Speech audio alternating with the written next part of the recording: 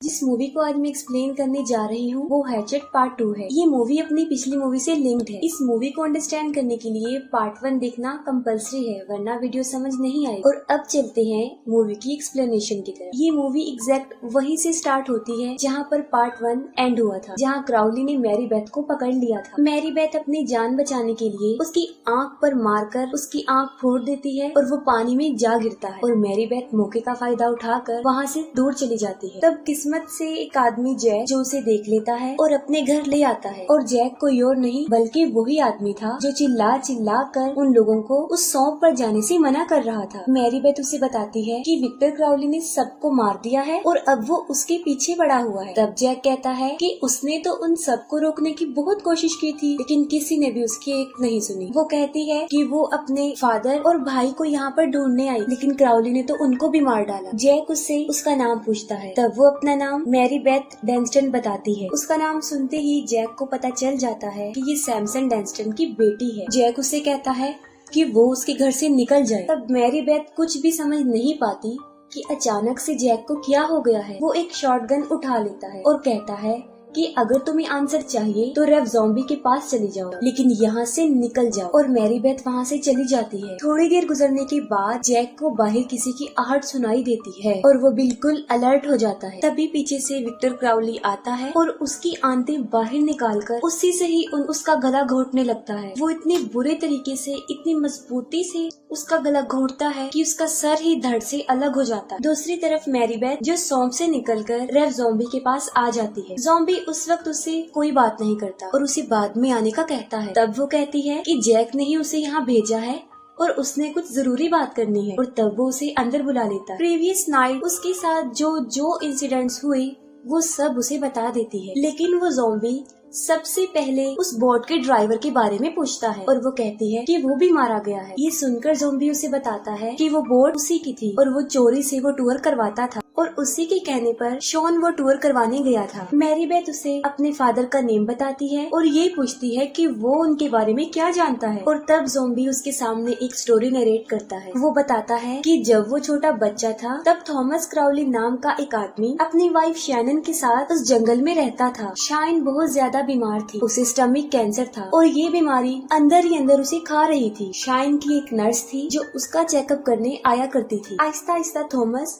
और वो नर्स एक दूसरे के काफी क्लोज हो गई और ना चाहते हुए भी थॉमस अपनी वाइफ को धोखा दे रहा था, क्योंकि वो हालात से काफी मजबूर हो चुका था। उसकी वाइफ अब सिर्फ एक जिंदा लाश की तरह थी जो अपने मरने का इंतजार कर रही थी। थॉमस रोज उसे थोड़ा थोड़ा मरता हुआ देख रहा था और उसका दुख दर्द समझने वाला कोई नहीं था। इस वक्त में जब वो नर्स उसके करीब आई तो वो भी अपने इमोशंस को कंट्रोल नहीं कर पाया। काफी दिन तक वो अपने अफेयर को शाइन से छुपा कर रखते हैं, लेकिन फाइनली वो दिन आ जाता है जब उन्हें ऐसा लगता है कि शाइन मर चुकी है और उसी दिन वो हमेशा के लिए एक दूसरे के साथ रहने का डिसीजन लेते। लेकिन शाइन अभी मरी नहीं थी और वो उन दोनों को रंगे हाथों पकड़ लेती है और तब वो उनके होने वाले बच्चे को कर्ज देकर मर जाती है। और आखिरकार वो दिन आ जाता है और उनका बच्चा पैदा होता है तो वो इतना बदसूरत होता है कि उसको देखकर ही उसकी माँ मर जाती है। हालांकि थॉमस भी विक्टर से नफरत करता था, लेकिन वक्त गुजरने के साथ साथ वो उससे प्यार भी करने लगता है क्योंकि वो उसका इकलौता बच्चा था। और फिर हैलोवीन की वो रात आती है जब 3 बच्चों की शरारत से विक्टर क्राउली मारा जाता है और 10 साल गुजरने के बाद थॉमस की जिंदगी का भी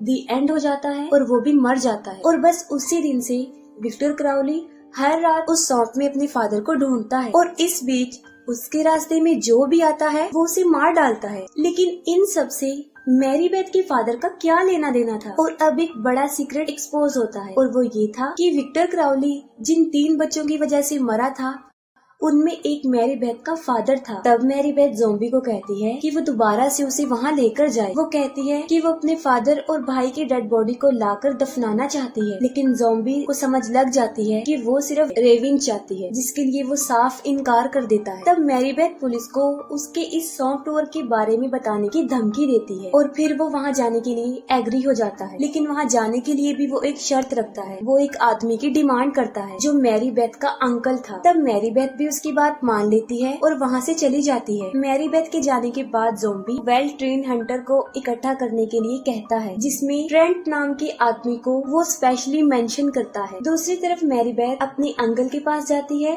और उसे सारा इंसिडेंट बता देती है, जिस पर उसके अंकल कहते हैं कि विक्टर क्राउली सिर्फ एक अफवाह है और उसे पुलिस को बताना चाहिए। तब मैरी बेथ कहती है कि एक बार वो उसके साथ उस सौंप पर चल ले और वहाँ से आने के बाद वो सब कुछ पुलिस को बता देगी। वो इस बात पर एग्री हो जाता है और वो दोनों वहाँ चलने के लिए तैयार हो जाते हैं। मैरी बेथ फिर से ज़ॉम्बी के पास जाती है और वहाँ पर वो सारे हंटर्स इकट्ठा हो चुके थे। ज़ॉम्बी उन सब हंटर्स को बताता है कि उन्होंने वहाँ पर उसकी बोट ढूंढने जाना है, जिसके बदले में वो उन्हें इनाम भी देगा। वो कहता है कि इस बीच उन्हें किसी का शिकार भी करना पड़ेगा। और जैसे ही वो विक्टर क्राउली का नाम लेता है, सब वहाँ से उठकर चले जाते हैं और वो आदमी ट्रेंट भी वहाँ से जाने लगता है। तब ज़ॉम्बी उसे डबल मनी का लालच देकर किसी तरह रोक लेता है। वहाँ पर बहुत ही कम लोग रह चुके थे। वो उन्हें कहता है कि बोट लाने के $500 और क्राउली का सर लाने की $5000 कैश देगा और वो लोग पूरी तैयारी करके वहाँ से निकल पड़ते। वहाँ पहुँचते पहुँचते उन्हें शाम हो जाती है। वो सब वहाँ पर बोट ढूंढने लग जाते हैं और देखते ही देखते रात हो जाती है। टाइम बचाने के लिए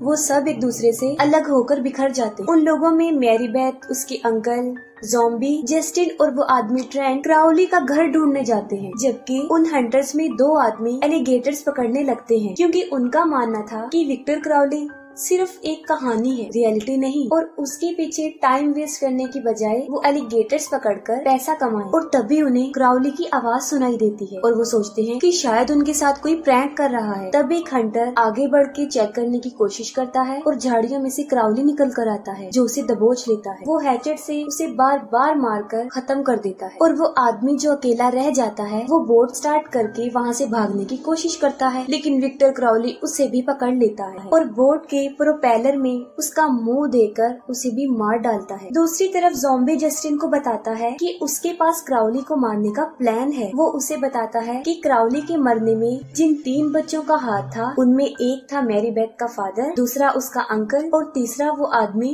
ट्रेंट, जिसे वो डबल मनी देकर यहाँ पर लाया था। मैरी बेथ के डैड को तो क्राउली ने मार डाला और जब वो इन दोनों को भी मार डालेगा तब उसका रेवेंज पूरा हो जाएगा और क्राउली का ये चैप्टर यही क्लोज हो जाएगा और वो सौंप फिर से खुल जाएगा और उसका टूर का बिजनेस फिर से कंटिन्यू हो जाएगा। ये सब कुछ वो काफी देर से सोच रहा था और आखिर उन्हें विक्टर क्राउली का घर मिल जाता है, लेकिन वहाँ पर कोई डेड बॉडी नहीं होती। मैरी बेथ के भाई और उसके फादर की डेड बॉडीज भी वहाँ से गायब थी। उन लोगों के साथ आए हुए एक लड़का और लड़की लेटन और एवरी बाहर होते हैं और तब एवरी को पता ही नहीं चलता, क्राउली लेटन का सर ही काट देता है, लेकिन जब तक उसे पता चलता काफी देर हो जाती है और क्राउली उसे भी मार डालता है। उन हंटर्स में जॉन और वर्नॉन को झाड़ियों में से किसी की आवाज आती है और तब वो दोनों चेक करने जाते हैं और तब क्राउली एक बड़ी सी चेनसो उनके सामने लेकर आ जाता है और पहली ही बार में दोनों को बीच में से काट कर उनके 2 टुकड़े कर देता है। ये सारा शोर सुनकर ट्रेंट काफी अलर्ट हो जाता है। जस्टिन और मैरी बेथ एक कमरे में छुप जाते हैं और वहाँ जस्टिन ज़ॉम्बी का सारा प्लान मैरी बेथ को बता देता है और ये सुनकर वो अपने अंकल बॉब को बचाने जाती है। तब जस्टिन जल्दी से दरवाजा बंद करके उसके आगे चेयर फंसा देता है, लेकिन उसे ये नहीं पता था कि क्राउली उसके पीछे ही है। वो एक बेल्ट सैंडर से उसका आधा सर काट कर उसे मार डालता है और इसके बाद वो दरवाजा तोड़कर उन लोगों पर अटैक कर देता है। वो ट्रेंट को पकड़ लेता है, लेकिन ट्रेंट किसी मॉन्स्टर से कम नहीं था और वो बड़ी बहादुरी से विक्टर क्राउली का मुकाबला करता है। वो क्राउली को इतना मारता है कि मार मार कर उसका बुरा हाल कर देता है और जैसे ही वो एक चॉपर से क्राउली को मारने लगता है, बदले में क्राउली उसकी टांग ही तोड़ देता है और उसका मुंह टेबल में फंसाकर टांग मारकर सर से धड़ को अलग कर देता है। ज़ॉम्बी जबरदस्ती मैरी बेथ को घर से बाहर ले जाता है और बॉब को अंदर ही बंद कर देता है और क्राउली आकर अब बॉब को पकड़ लेता है और उसे भी मार डालता है। तब ज़ॉम्बी समझता है कि अब क्राउली का रेवेंज पूरा हो गया है और अब वो वापस नहीं आएगा। मैरी बेथ ये सब पुलिस को बताने की धमकी देती है, जिस पर ज़ॉम्बी उसे शूट करने लगता है और तभी वो उसे एक बात बताती है। वो कहती है कि बॉब उसका असली अंकल नहीं था, वो उसके फादर का बेस्ट फ्रेंड था और उसका अंकल बहुत सालों पहले ब्लड कैंसर से मर गया है। ये सुनकर ज़ॉम्बी काफी हैरान हो जाता है और वो फिर अपने सामने देखता है जहाँ पर क्राउली हैचेट लेकर खड़ा था और वो जाकर सीधा उसे पकड़ लेता है, लेकिन क्राउली उसे हैचेट से मार मार कर उसके 2 टुकड़े कर देता है। ज़ॉम्बी का गलत सोचना था, क्राउली मरा नहीं था और न ही उसका बदला पूरा हुआ था। क्राउली उसकी स्पाइन पकड़ लेता है और उसके जिस्म को खाल से ही अलग कर देता है और मौके का फायदा उठाकर मैरीबेथ एक हैचेट लेकर क्राउली के फेस पर बहुत ज्यादा मारती है। वो हैचेट से उसे इतना मारती है कि उसका फेस ही खत्म हो जाता है, लेकिन फिर भी वो अपने फिंगर्स को मूव करता है। और इसके बाद मैरीबेथ एक शॉटगन लेकर आती है जिससे उसके चेहरे के चीथड़े उड़ा देती है। अब एक बात तो साफ जाहिर है कि विक्टर क्राउली अभी भी मरा नहीं है, वो अभी भी जिंदा है। और ये मूवी यहीं पर एंड हो जाती है और इसके आगे क्या हुआ था ये पता चलेगा इसके पार्ट 3 में।